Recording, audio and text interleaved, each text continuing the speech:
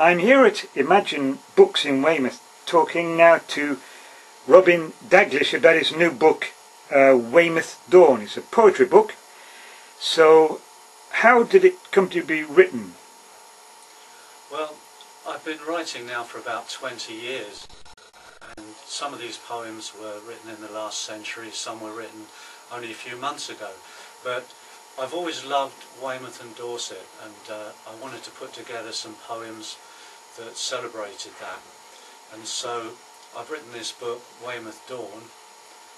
It's my first full collection of poetry, and the title poem, Weymouth Dawn, is the poem that starts the collection.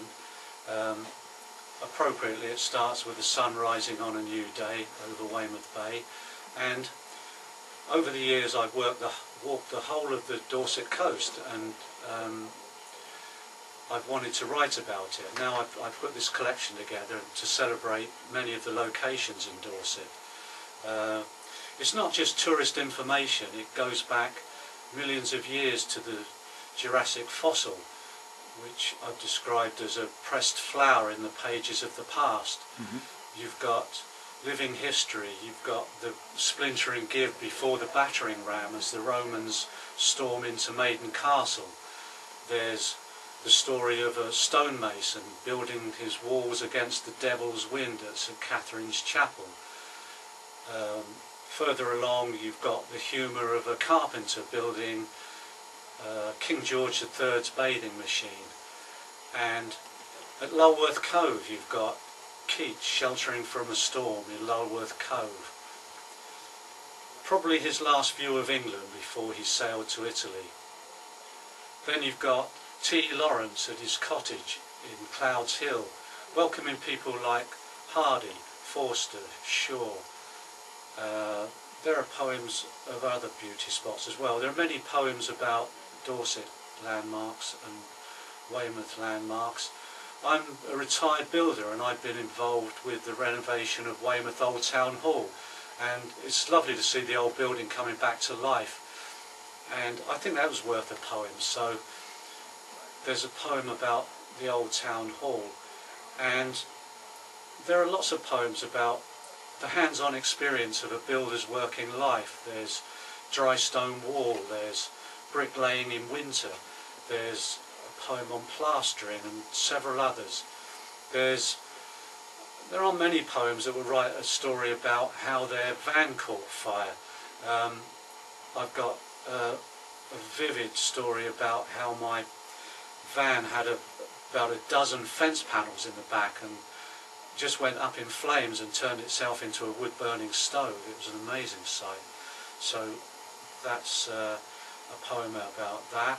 There are poems about fishing, there are poems about personal relationships, there are humorous poems, there's even a poem about the Olympics.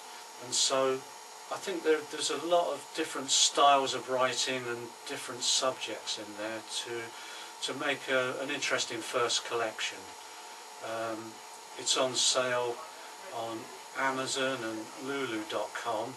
You can buy it at Imagine Bookshops in St Albans Street, Weymouth. It's £6.99, and Imagine Bookshop have a website as well. Mm-hmm. And the photograph on the front is of Weymouth Harbour. You took that yourself? Yes, I took this photo from my bedroom window. It's a zoom lens, and I think it's a lovely view of Weymouth Harbour. And the back cover's got a photograph which maybe should have been the front. It's Weymouth Dawn. It's taken about 6 o'clock in the morning, mm-hmm. and there's lovely reflections off the sides of boats.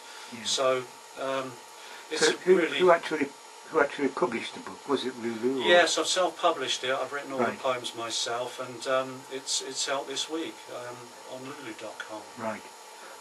Do you think it might be available on something like ebooks or anything like that? There is an ebook version of it on Amazon. You can buy an ebook version of it. That's been there for about a month, but this is the first paperback version. That's just coming out this week. Sure. Weymouth seems to have a sort of hidden art history. If you look at all the famous authors that were down here and painters, that seems to have been somehow pushed into the background. Do you think? Well, I was surprised at how many artists there are in Weymouth. I mean, in my street alone, in Franchise Street, he's dead now, God bless him, but there was Selby down on the corner. He was a brilliant artist. We've got 3 or 4 artists that I know of that live in just my street alone. And, you know, I think Duff is, I don't know his surname. Duff is well known for his line-up cuts. He's got an exhibition on in Dorchester at the moment. And, you know, so there is quite a lot of art activity in the town. I'm a member of Harbour Poets, so there's a small group of about 10 of us that meet in the library the first Tuesday of every month. But apart from that, there isn't a great deal of poetry activity in Weymouth. I was thinking a lot of music. There's a lot of music here, and a lot of famous musicians who've been here in the past. Yeah, there are, and there's a folk festival coming up soon. There are a lot of festivals coming on. A lot of the pubs and venues around Weymouth it's a really lively place, and so it's a good place to enjoy music, Weymouth. Yeah. I'm going to the Boot on Monday because they're holding a music event there, collecting money for the Old Town Hall renovation. There'll be a raffle and various music events going on there at the Boot, which is the oldest pub in Weymouth. Really interesting. And that's the haunted one. That's on Bank Holiday Monday, which is the coming Monday. I think that's the 7th, isn't it? I think that's one of the most haunted pubs in Weymouth, isn't it, the Boot? Well, I haven't seen the ghost, but yeah, I wouldn't like to be alone at night there. Okay, so you can buy the book on, again, we'll tell the viewers, you can buy the book on Amazon.com. Yeah, that's right, Amazon.com or Lulu. As a paperback or as a ebook download. Yep. You can also buy the book here at Imagine Books in Weymouth. That's right, St Albans Street, Weymouth. Yeah. How much is it again? It's £6.99. £6.99. Yeah. Okay, well I think that should do it for today. Thank you very much for the interview. Thank you.